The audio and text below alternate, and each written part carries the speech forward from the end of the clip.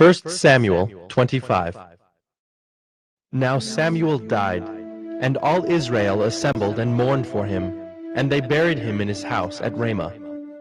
Then David rose and went down to the wilderness of Paran. And there was a man in Maon, whose business was in Carmel. The man was very rich. He had 3,000 sheep and 1,000 goats. He was shearing his sheep in Carmel. Now the name of the man was Nabal, and the name of his wife Abigail. The woman was discerning and beautiful, but the man was harsh and badly behaved. He was a Calebite. David heard in the wilderness that Nabal was shearing his sheep. So David sent 10 young men, and David said to the young men, "Go up to Carmel, and go to Nabal and greet him in my name, and thus you shall greet him. Peace be to you, and peace be to your house, and peace be to all that you have. I hear that you have shearers. Now your shepherds have been with us, and we did them no harm, and they missed nothing all the time they were in Carmel. Ask your young men, and they will tell you. Therefore, let my young men find favor in your eyes, for we come on a feast day. Please, give whatever you have at hand to your servants, and to your son David." When David's young men came, they said all this to Nabal in the name of David, and then they waited. And Nabal answered David's servants, "Who is David? Who is the son of Jesse? There are many servants these days who are breaking away from their masters. Shall I take my bread and my water and my meat that I have killed for my shearers and give it to men who come from I do not know where?" So David's young men turned away and came back and told him all this. And David said to his men, "Every man strap on his sword." And every man of them strapped on his sword. David also strapped on his sword. And about 400 men went up after David, while 200 remained with the baggage. But one of the young men told Abigail, Nabal's wife, "Behold, David sent messengers out of the wilderness to greet our master, and he railed at them. Yet the men were very good to us, and we suffered no harm, and we did not miss anything when we were in the fields, as long as we went with them. They were a wall to us both by night and by day, all the while we were with them keeping the sheep. Now therefore know this, and consider what you should do, for harm is determined against our master and against all his house, and he is such a worthless man that one cannot speak to him." Then Abigail made haste, and took 200 loaves, and 2 skins of wine, and 5 sheep already prepared, and 5 seahs of parched grain, and 100 clusters of raisins, and 200 cakes of figs, and laid them on donkeys. And she said to her young men, "Go on before me. Behold, I come after you." But she did not tell her husband Nabal. And as she rode on the donkey, and came down under cover of the mountain, behold, David and his men came down toward her, and she met them. Now David had said, "Surely in vain have I guarded all that this fellow has in the wilderness, so that nothing was missed of all that belonged to him, and he has returned me evil for good. God do so to the enemies of David, and more also, if by morning I leave so much as one male of all who belong to him." When Abigail saw David, she hurried and got down from the donkey, and fell before David on her face, and bowed to the ground. She fell at his feet, and said, "On me alone, my lord, be the guilt. Please let your servant speak in your ears, and hear the words of your servant. Let not my lord regard this worthless fellow Nabal, for as his name is, so is he. Nabal is his name, and folly is with him. But I, your servant, did not see the young men of my lord whom you sent. Now then, my lord, as the Lord lives, and as your soul lives, because the Lord has restrained you from blood guilt and from saving with your own hand, now then let your enemies and those who seek to do evil to my lord be as Nabal. And now let this present that your servant has brought to my lord be given to the young men who follow my lord. Please forgive the trespass of your servant, for the Lord will certainly make my lord a sure house, because my lord is fighting the battles of the Lord, and evil shall not be found in you, so long as you live. If men rise up to pursue you and to seek your life, the life of my lord shall be bound in the bundle of the living, in the care of the Lord your God. and the lives of your enemies he shall sling out as from the hollow of a sling. And when the Lord has done to my Lord according to all the good that he has spoken concerning you, and has appointed you prince over Israel, my Lord shall have no cause of grief, or pains of conscience for having shed blood without cause, or for my Lord taking vengeance himself. And when the Lord has dealt well with my Lord, then remember your servant. And David said to Abigail, Blessed be the Lord, the God of Israel, who sent you this day to meet me. Blessed be your discretion, and blessed be you, who have kept me this day from blood guilt, and from avenging myself with my own hand. For as surely as the Lord, the God of Israel, lives, who has restrained me from hurting you, unless you had hurried and come to meet me, truly by morning there had not been left to Nabal so much as one nail. Then David received from her hand what she had brought him. And he said to her, Go up in peace to your house. See, I have obeyed your voice, and I have granted your petition. And Abigail came to Nabal, and behold, he was holding a feast in his house, like the feast of a king. And Nabal's heart was merry within him, for he was very drunk. So she told him nothing at all until the morning light. In the morning, when the wine had gone out of Nabal, his wife told him these things, and his heart died within him, and he became as a stone. And about 10 days later the Lord struck Nabal, and he died. When David heard that Nabal was dead, he said, Blessed be the Lord who has avenged the insult I received at the hand of Nabal, and has kept back his servant from wrongdoing. The Lord has returned the evil of Nabal on his own head. Then David sent and spoke to Abigail to take her as his wife. When the servants of David came to Abigail at Carmel, they said to her, David has sent us to you to take you to him as his wife. And she rose and bowed with her face to the ground, and said, Behold, your handmaid is a servant to wash the feet of the servants of my Lord. And Abigail hurried and rose and mounted a donkey, and her 5 young women attended her. She followed the messengers of David and became his wife. David also took Ahinoam of Jezreel, and both of them became his wives. Saul had given Michal his daughter, David's wife, to Paltai the son of Laish, who was of Galim.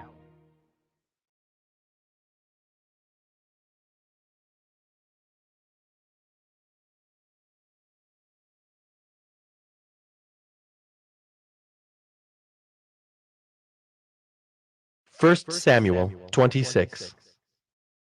Then the Ziphites came to Saul at Gibeah, saying, Is not David hiding himself on the hill of Hachilah, which is on the east of Jeshimon? So Saul arose and went down to the wilderness of Ziph, with 3,000 chosen men of Israel, to seek David in the wilderness of Ziph. And Saul encamped on the hill of Hachilah, which is beside the road on the east of Jeshimon. But David remained in the wilderness. When he saw that Saul came after him into the wilderness, David sent out spies and learned that Saul had come. Then David rose and came to the place where Saul had encamped. And David saw the place where Saul lay, with Abner the son of Ner, the commander of his army. Saul was lying within the encampment, while the army was encamped around him. Then David said to Ahimelech the Hittite, and to Joab's brother Abishai, the son of Zeruiah, Who will go down with me into the camp to Saul? And Abishai said, I will go down with you. So David and Abishai went to the army by night. And there lay Saul sleeping within the encampment, with his spear stuck in the ground at his head, and Abner and the army lay around him. Then said Abishai to David, God has given your enemy into your hand this day. Now please let me pin him to the earth with one stroke of the spear, and I will not strike him twice. But David said to Abishai, Do not destroy him, for who can put out his hand against the Lord's anointed and be guiltless? And David said, As the Lord lives, the Lord will strike him, or his day will come to die, or he will go down into battle and perish. The Lord forbid that I should put out my hand against the Lord's anointed. But take now the spear that is at his head and the jar of water, and let us go. So David took the spear and the jar of water from Saul's head, and they went away. No man saw it or knew it, nor did any awake, for they were all asleep, because a deep sleep from the Lord had fallen upon them. Then David went over to the other side, and stood far off on the top of the hill, with a great space between them. And David called to the army, and to Abner the son of Ner, saying, Will you not answer, Abner? Then Abner answered, Who are you who calls to the king? And David said to Abner, Are you not a man? Who is like you in Israel? Why then have you not kept watch over your lord the king? For one of the people came in to destroy the king your lord. This thing that you have done is not good. As the Lord lives, you deserve to die, because you have not kept watch over your lord, the Lord's anointed. And now see where the king's spear is, and the jar of water that was at his head? Saul recognized David's voice, and said, Is this your voice, my son David? And David said, It is my voice, my lord, O king. And he said, Why does my lord pursue after his servant? For what have I done? What evil is on my hands? Now therefore let my lord the king hear the words of his servant. If it is the Lord who has stirred you up against me, may he accept an offering. But if it is men, may they be cursed before the Lord. For they have driven me out this day, that I should have no share in the heritage of the Lord, saying, Go serve other gods. Now therefore, let not my blood fall to the earth away from the presence of the Lord, for the king of Israel has come out to seek a single flea, like one who hunts a partridge in the mountains. Then Saul said, I have sinned. Return, my son David, for I will no more do you harm, because my life was precious in your eyes this day. Behold, I have acted foolishly, and have made a great mistake. And David answered and said, Here is the spear, O king. Let one of the young men come over and take it. The Lord rewards every man for his righteousness and his faithfulness, for the Lord gave you into my hand today, and I would not put out my hand against the Lord's anointed. Behold, as your life was precious this day in my sight, so may my life be precious in the sight of the Lord, and may he deliver me out of all tribulation. Then Saul said to David, Blessed be you, my son David. You will do many things and will succeed in them. So David went his way, and Saul returned to his place.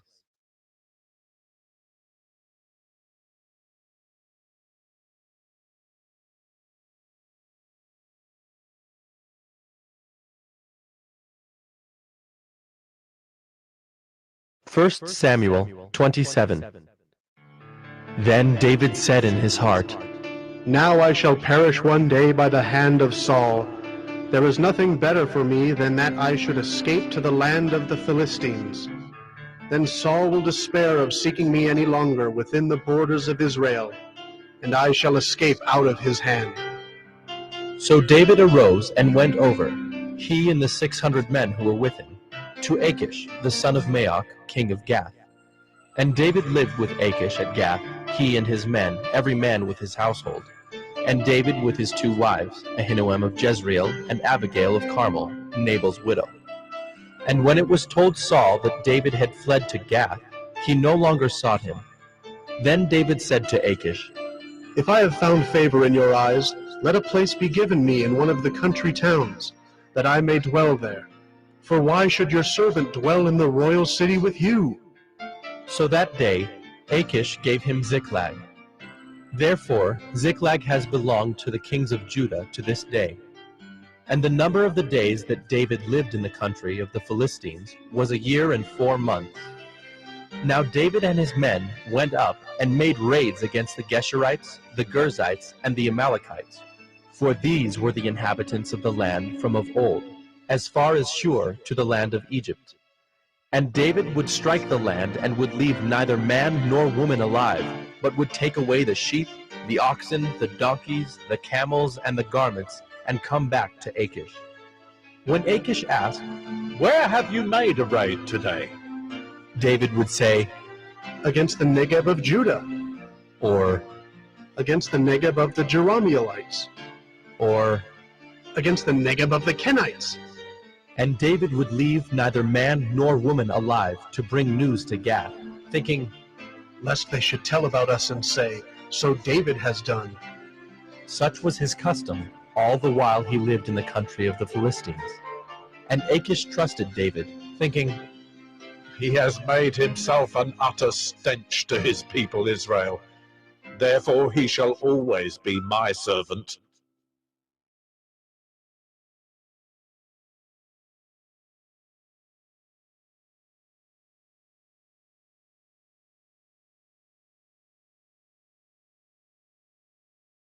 First Samuel 28. In those days, the Philistines gathered their forces for war to fight against Israel. And Achish said to David, Understand that you and your men are to go out with me in the army. David said to Achish, Very well, you shall know what your servant can do. and Achish said to David, Very well, I will make you my bodyguard for life. Now Samuel had died, and all Israel had mourned for him and buried him in Ramah, his own city. And Saul had put the mediums and the necromancers out of the land. The Philistines assembled and came and encamped at Shunem. And Saul gathered all Israel, and they encamped at Gilboa. When Saul saw the army of the Philistines, he was afraid, and his heart trembled greatly. And when Saul inquired of the Lord did not answer him, either by dreams, or by Urim, or by prophets. Then Saul said to his servants, Seek out for me a woman who is a medium, that I may go to her and inquire of her. And his servants said to him, Behold, there is a medium at Endor.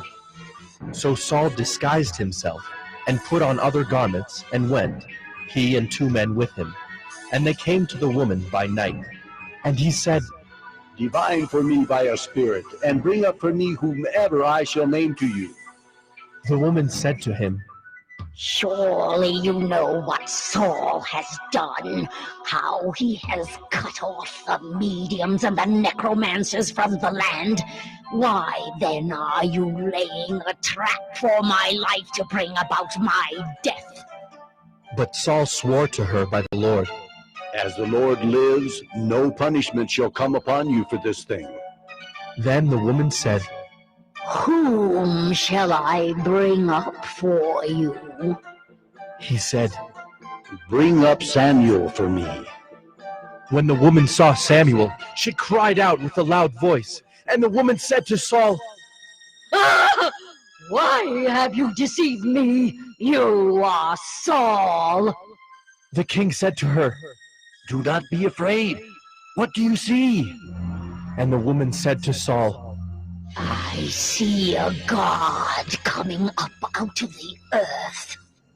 He said to her, What is his appearance? and she said, An old man is coming up, and he is wrapped in a robe. And Saul knew that it was Samuel, and he bowed with his face to the ground and paid homage. Then Samuel said to Saul, Why have you disturbed me by bringing me up? Saul answered, I am in great distress, for the Philistines are warring against me, and God has turned away from me and answers me no more, either by prophets or by dreams. Therefore I have summoned you to tell me what I shall do.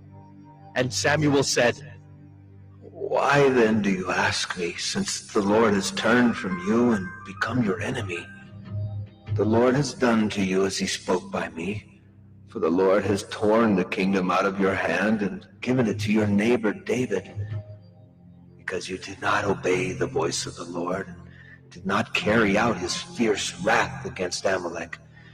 Therefore the Lord has done this thing to you this day. Moreover, the Lord will give Israel also with you into the hand of the Philistines. And tomorrow You and your sons shall be with me.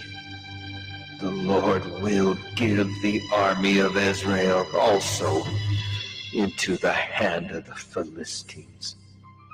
Then Saul fell at once, full length on the ground, filled with fear because of the words of Samuel. And there was no strength in him, for he had eaten nothing all day and all night. And the woman came to Saul, and when she saw that he was terrified, she said to him, Behold, your servant has obeyed you. I have taken my life in my hands and have listened to what you have said to me. Now, therefore, you also obey your servant. Let me set a morsel of bread before you, and eat, that you may have strength when you go on your way. He refused and said, I will not eat. But his servants, together with the woman, urged him, and he listened to their words. So he arose from the earth and sat on the bed. Now the woman had a fattened calf in the house, and she quickly killed it. And she took flour and kneaded it, and baked unleavened bread of it. And she put it before Saul and his servants, and they ate. Then they rose and went away that night.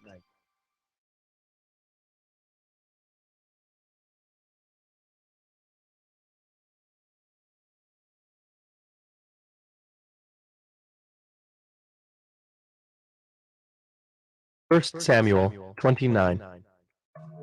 Now the Philistines had gathered all their forces at Aphek, and the Israelites were encamped by the spring that is in Jezreel. As the lords of the Philistines were passing on by hundreds and by thousands, and David and his men were passing on in the rear with Achish, the commanders of the Philistines said, What are these Hebrews doing here? And Achish said to the commanders of the Philistines, Is this not David, the servant of Saul, king of Israel, who has been with me now for days and years? And since he deserted to me, I have found no fault in him to this day. But the commanders of the Philistines were angry with him, and the commanders of the Philistines said to him, Send the man back, that he may return to the place to which you have assigned him. He shall not go down with us to battle, lest in the battle he become an adversary to us. For how could this fellow reconcile himself to his Lord? Would it not be with the heads of the men here? Is not this David of whom they sing to one another in dances? Saul has struck down his thousands, and David his 10,000s. Then Achish called David and said to him, As the Lord lives, you have been honest, and to me it seems right that you should march out and in with me in the campaign. For I have found nothing wrong in you from the day of your coming to me to this day. Nevertheless, the lords do not approve of you. So go back now and go peaceably, that you may not displease the lords of the Philistines. And David said to Achish, But what have I done?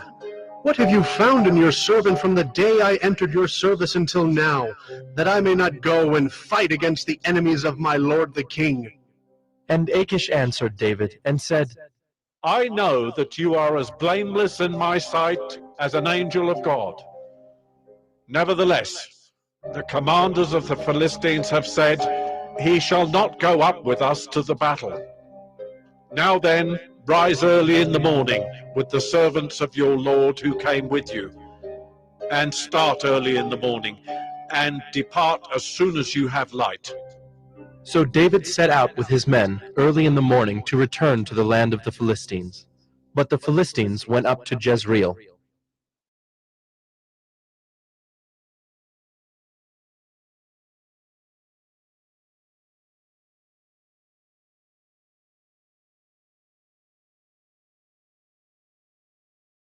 First Samuel 30. Now when David and his men came to Ziklag on the third day, the Amalekites had made a raid against the Negeb and against Ziklag. They had overcome Ziklag and burned it with fire, and taken captive the women and all who were in it, both small and great. They killed no one, but carried them off and went their way. And when David and his men came to the city, they found it burned with fire, and their wives and sons and daughters taken captive. Then David and the people who were with him raised their voices and wept until they had no more strength to weep. David's 2 wives also had been taken captive, Ahinoam of Jezreel and Abigail, the widow of Nabal of Carmel.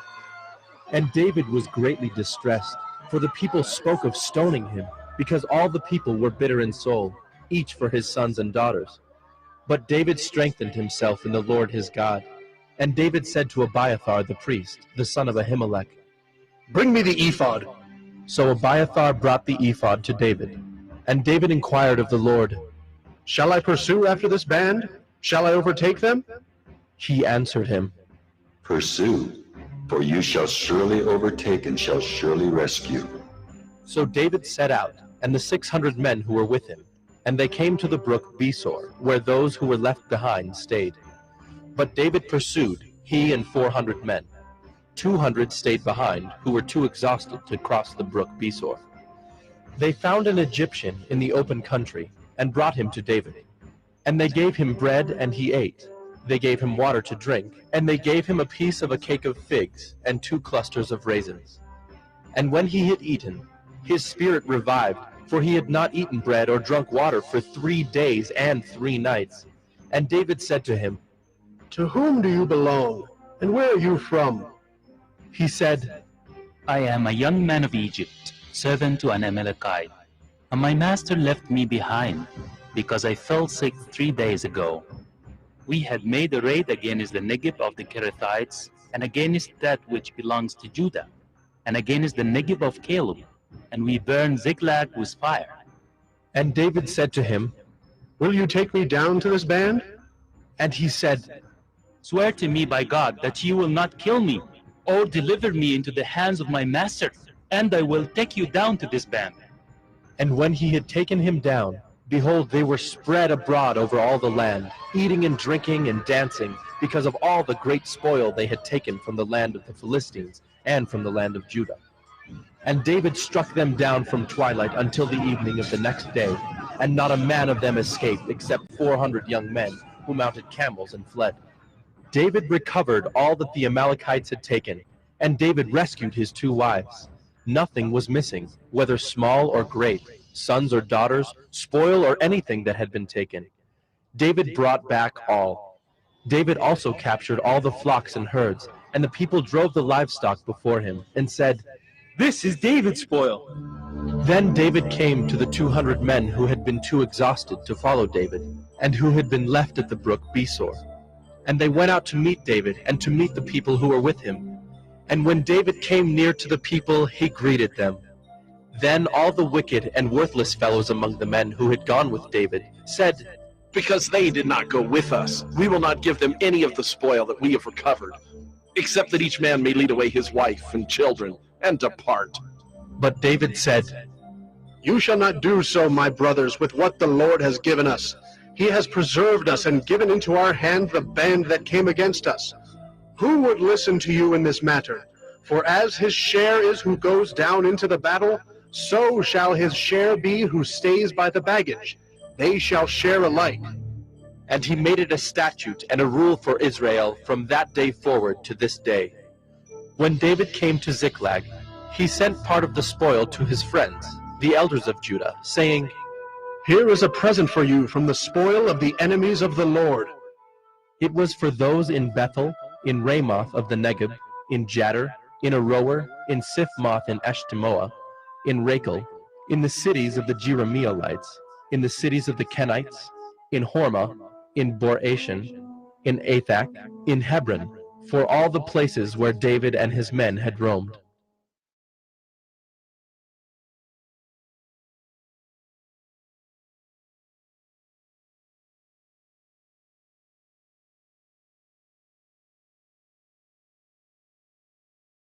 First Samuel 31. Now the Philistines fought against Israel, and the men of Israel fled before the Philistines, and fell slain on Mount Gilboa. And the Philistines overtook Saul and his sons, and the Philistines struck down Jonathan and Abinadab and Melchi-Shua, the sons of Saul. The battle pressed hard against Saul, and the archers found him, and he was badly wounded by the archers. Then Saul said to his armor-bearer, "Draw your sword and thrust me through with it, lest these uncircumcised come and thrust me through and mistreat me." But his armor-bearer would not, for he feared greatly. Therefore Saul took his own sword and fell upon it. And when his armor-bearer saw that Saul was dead, he also fell upon his sword and died with him. Thus Saul died, and his 3 sons, and his armor-bearer, and all his men on the same day together. And when the men of Israel, who were on the other side of the valley, and those beyond the Jordan, saw that the men of Israel had fled, and that Saul and his sons were dead, they abandoned their cities and fled. And the Philistines came and lived in them. The next day, when the Philistines came to strip the slain, they found Saul and his 3 sons fallen on Mount Gilboa. So they cut off his head and stripped off his armor and sent messengers throughout the land of the Philistines to carry the good news to the house of their idols and to the people. They put his armor in the temple of Ashtaroth, and they fastened his body to the wall of Bethshan. But when the inhabitants of Jabesh Gilead heard what the Philistines had done to Saul, all the valiant men arose and went all night and took the body of Saul and the bodies of his sons from the wall of Bethshan. And they came to Jabesh and burned them there. And they took their bones and buried them under the tamarisk tree in Jabesh, and fasted 7 days.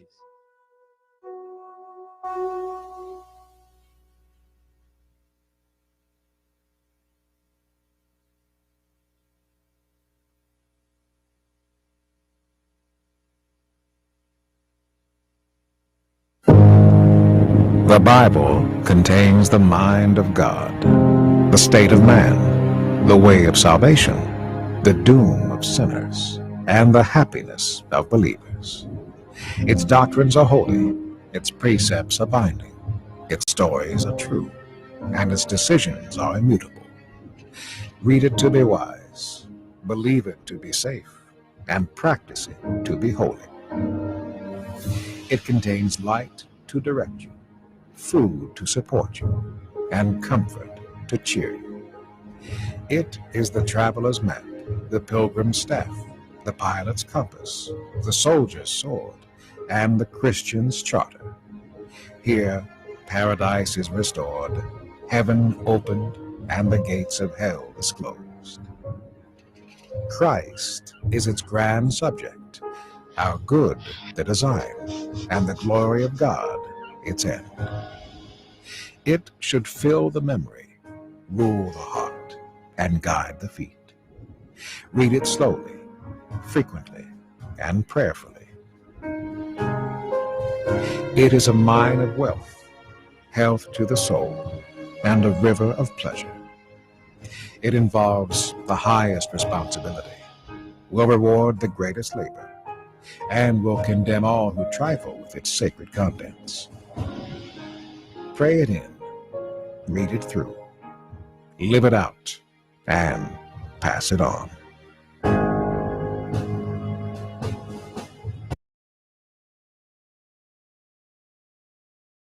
The books of 1st and 2nd Samuel. They're 2 separate books in our modern Bibles, but that division is due simply to scroll length. It was originally written as one coherent story. We're just going to cover the book of 1 Samuel in this video. So after Israel was rescued from slavery in Egypt, they made a covenant with God at Mount Sinai and eventually came into the Promised Land. And there, Israel was supposed to be faithful to God and obey the covenant commands. Before the book of Samuel, Judges showed how Israel failed at that task big time. It was a period of moral chaos, and it showed Israel's need for wise, faithful leaders. The book of Samuel provides an answer to that need. The book of Samuel's story focuses on 3 main characters: the prophet Samuel, where the book gets its name, and then King Saul, and after that, King David. And all 3 of them transitioned Israel from a group of tribes ruled by judges into a unified kingdom ruled by King David in Jerusalem. And the book of Samuel has a fascinating design that weaves the story of these 3 characters together in 4 main parts. Samuel, he's the key leader and prophet in the first section of the book, but then he also plays a key role in the next section, which is Saul's story, and it's told in 2 movements: Saul's rise to power and then his failures, And the second part is about his downfall and his tragic death. And then the drama of Saul's demise is matched by David's exciting rise to power.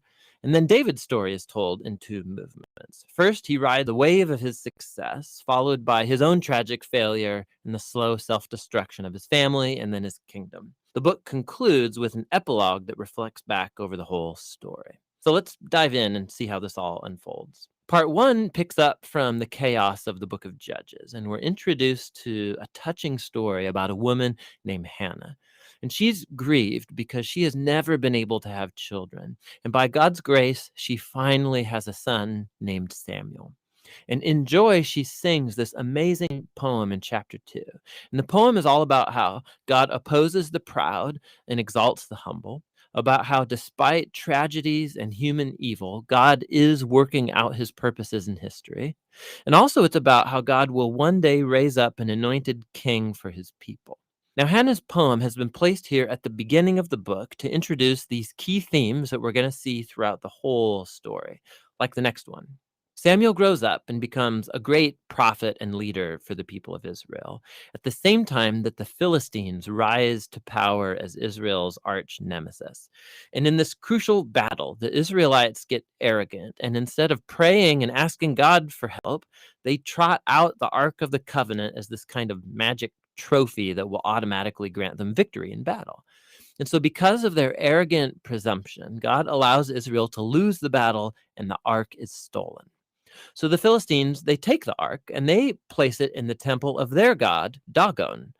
And then the God of Israel defeats the Philistines and the god Dagon without an army by sending plagues on the people. And then the Philistines don't want the ark anymore, obviously, and they send it back to Israel. And the point of this little story seems to be this: God is not Israel's trophy, and he opposes pride among the Philistines, but also among his own people. And so Israel needs to remain humble and obedient if they want to experience God's covenant blessing, which opens up into the next large section.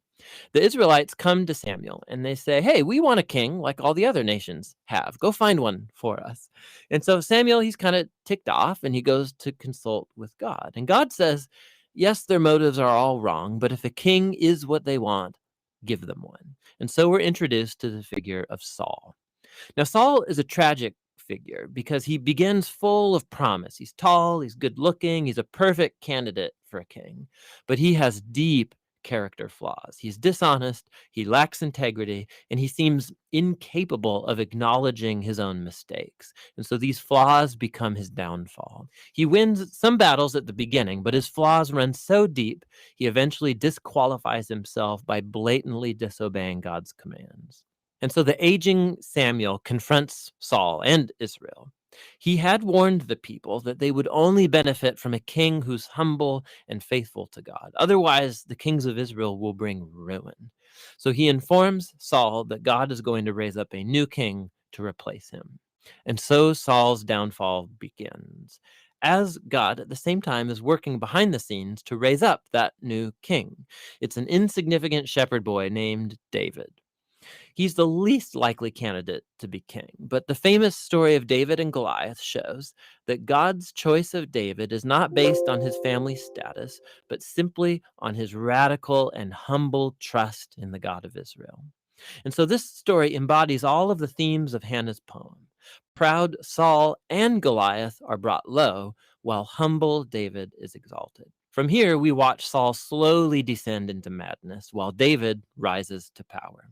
So David starts working for Saul as a general, and he's winning all of the battles, and he's also winning all of the fame. And so Saul gets jealous, and he starts chasing David around, hunting him, trying to kill him. David's done nothing wrong. And so David simply runs and waits in the wilderness. And here we see David's true character. He has multiple opportunities to kill Saul, but he doesn't. He simply trusts that despite Saul's evil, God will raise up a king for his people. What's interesting, too, is that many of the poems of David that you find in the book of Psalms are linked to this very period of his life, and they all express the same attitude of trust. And so this section of the book ends with Saul coming to a grisly death after losing a battle with the Philistines. 1 Samuel tells some of the most intricate, well-told stories you find anywhere in the Bible. And the characters Saul and David, they're portrayed very realistically. And the author's putting them forward as character studies so that you can find yourself in them. So in Saul's story, we see a warning. It's crucial that we reflect on our own character flaws and how they harm us and other people. And with God's help, we need to humble ourselves and deal with our dark side so that Saul's story doesn't become ours. David, on the other hand, is presented as an example of patience and trust in God's timing in our lives. And so he's running in the wilderness, being chased by Saul. David had every reason to think that God had abandoned him, but that's not what he thinks. And so David's story encourages us to trust that despite human evil, God is working out his purposes to oppose the proud and to exalt the humble. And that's what 1 Samuel is all about.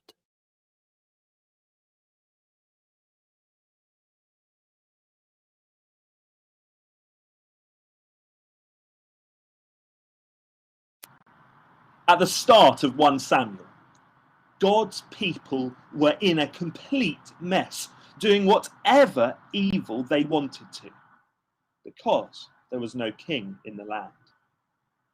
Then we zoomed in on a woman called Hannah who cried out to the Lord for help. And God answered her by providing her with a son called Samuel. Hannah burst into a song of praise, saying, "My heart rejoices in the Lord. There is no one like the Lord. There is no God like our God." But her song finished rather strangely, saying, "He will give strength to his king and exalt the horn of his anointed." But there was no king. When Samuel grew up, the Lord used him in extraordinary ways, the most extraordinary being this: the Lord revealed himself to Samuel through his word, and his word came to all Israel. But God's people ignored his word and so treated God terribly. Instead of worshipping him and being ruled by him, they treated him like a lucky charm to be toyed with instead of worshipped. And so, to bring them to their senses, God allowed them to be defeated terribly in a battle by the Philistines. And the ark of God was captured and taken into the Philistine country. But there, the Lord defeated all of his enemies, the gods, rulers, and cities of the Philistines, because the Lord alone defeated his enemies. The Lord was Israel's perfect ruler. But even so, God's people still rejected him as king. They said, "We want a different king." They put it like this: "We want a king over us. Then we shall be like all the other nations, with a king to lead us and to go out before us and fight our battles." And so, although it displeased God, he gave them the king of their choosing, Saul. But Saul ignored God's word, so God rejected him. Samuel put it like this: "Because you have rejected the word of the Lord has rejected you as king." The Lord went on to choose and anoint a new king called David. Now, he wasn't the most impressive person in his family, so it would have been easy to miss him. That's because people look at the outward appearance, but the Lord looks at the heart. And David's heart trusted the Lord. And so God chose him to be the future king. Now the Philistines were back to fight God's people, and this time they had a 10-foot tall giant called Goliath to fight for them. Everyone was terrified to fight him, except little David, who thought, I can beat him because the Lord will give me strength. And then the whole world will know that there is a God in Israel. It's not by sword or spear that the Lord saves, for the battle is the Lord's. And that's exactly what happened. With a slingshot and a pebble, Goliath was defeated. Thump, thump, thump, boom.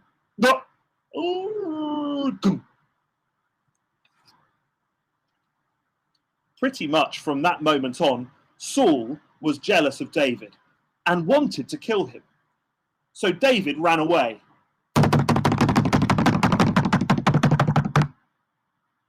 But the Lord always protected and provided for his anointed one. Now, not everyone treated David, the future king, like that. For example, Prince Jonathan, who was Saul's son, and most people expected to be the future king of Israel, loved David. He loved him so much that he promised to be on David's team. He gave him his sword, his spear, his royal robe, and even his future crown. Jonathan said, "The Lord witness between you and me, and between your descendants and my descendants forever." It wasn't just Jonathan that went to David for protection and provision. His family, David's family, came too, but it wasn't just them. There were all sorts of others, waifs and strays, desperate men, foreigners, and all of them received God's protection because they'd come to God's king and said, "I'm with him." But it wasn't that way for Saul and all who were with him. They all died in a terrible battle. So there you have it. 2 kings. To which king would you say, "I'm with him"? The king God chose, or the king man chose?